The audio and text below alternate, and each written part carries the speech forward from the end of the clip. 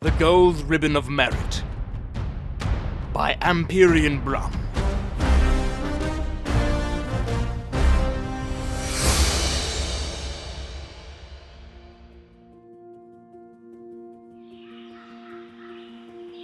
In that early springtime morning, pale sunlight flickered behind the morning mist, floating through the trees as Templar and Stringpool made their way to the clearing.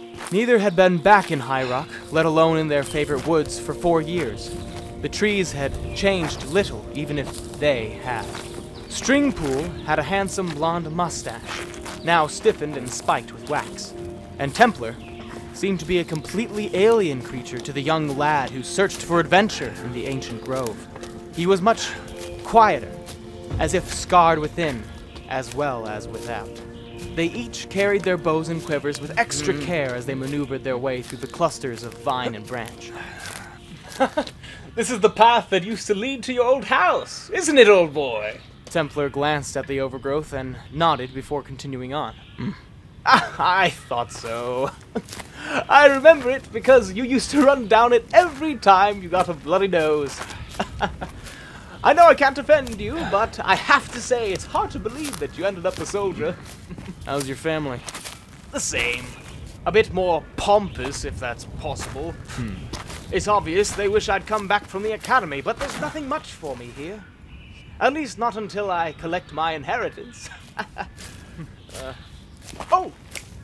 Did you see I got a gold ribbon of merit in archery? How could I miss it? Oh yes, I nearly forgot that the families put it in the Great Hall. Very ostentatiously. I suppose you can actually see it through the picture window. Ah, silly. But I hope the peasants are impressed. The clearing opened up before them, where the mist settled on the grass, enveloping it in an opaque, chilly vapor. Burlap targets were arranged around in a semicircle, several meters apart like sentinels. You've been practicing?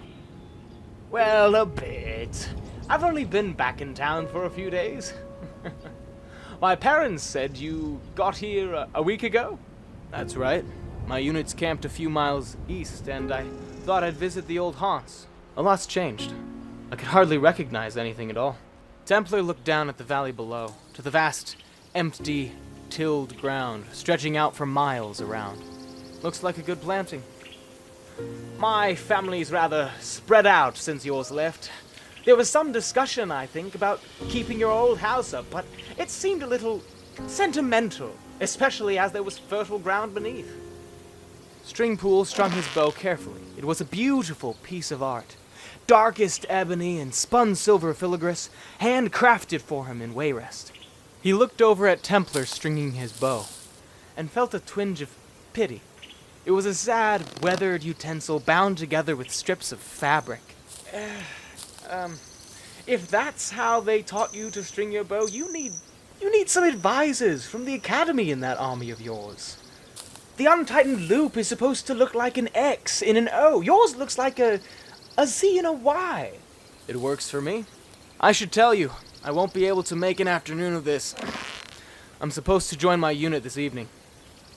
Stringpool began to feel annoyed by his old friend. If he was angry about his family losing their land, why couldn't he just say it? Why did he come back to the valley at all? He watched Templar knock his first arrow, taking aim at a target, and coughed. I am sorry, but I cannot send you back to the army without a little new wisdom. There are 3 types of draw. 3 fingers, thumb and index, thumb and 2 fingers, then there's the thumb draw, which I like. But you see...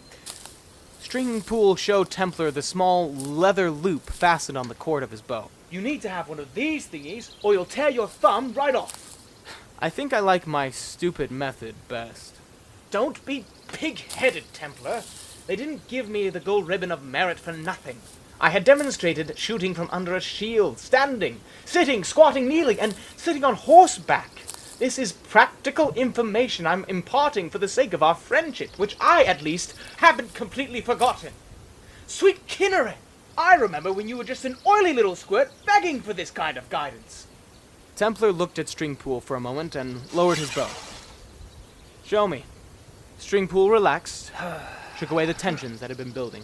He did his exercise, drawing the bow back to his eyebrow, his mustache, his chest. his earlobe. There are 3 ways of shooting. Snatching and releasing in one continuous motion, like the boss mere do. Holding with a short draw and a pause before releasing, like the Khajiit. And partial draw, pause, final draw. Stringpool fired the arrow into the center of the target with cool precision. And release, which I prefer. Very nice. Now you. He helped Templar select a grip, knock his arrow correctly, and take aim. A smile grew on Templar's face. The first time Stringpool had seen such a childlike expression on the war-etched visage all afternoon. When Templar released the arrow, it rocketed high over the top of the target and into the valley below, where it disappeared from sight. Not bad. No, not bad. If you practice, you should be able to focus your aim a little bit. The two shot a few more practice bolts before parting ways. Templar began the long trek east to his unit's camp, and Stringpool wound his way down through the woods to the valley and his family's mansion. He hummed a little tune he learned at the academy as he passed the great lawn and walked up to the front door, pleased with himself for helping his old friend. It entirely escaped his attention that the large picture window was broken. But he noticed right away when he came into the great hall and saw Templar's wild shot bolt sticking in his gold ribbon of merit. You old dog!